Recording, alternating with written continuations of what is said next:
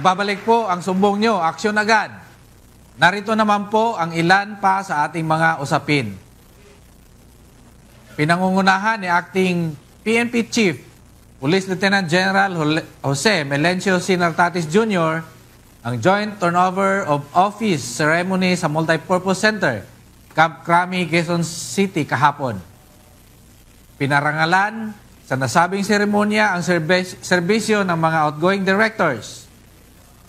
Si Police Brigadier General Christopher Abrahano ng CIDG and Police Brigadier General William Sigon ng HPG at Police Colonel Reynold Rosero ng EOD K9 Group, habang formal namang tinanggap ang mga tungkulin ng kanilang mga kapalit na sina Major General Robert Alexander Morico II, Director ng CIDG, Police Colonel Hansel Marantan, Acting Director ng HPG, at si Police Colonel Jonathan Abella, Acting Director ng PNP EOD K9 Group.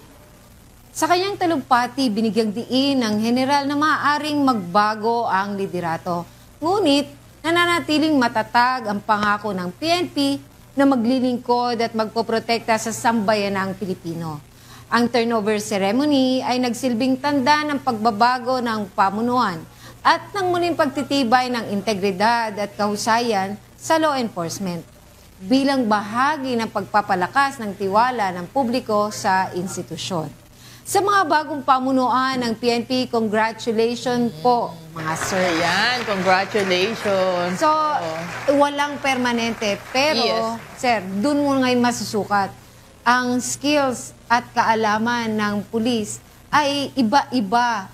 Pero, maasahan mo na kaya niyang bigyan ng trabahong mahusay. Yes. Kahit saan sila ilagay. Yes, ma'am. Kaya, Natin ay capable and able Capable yung and mga able. leaders ng PNP.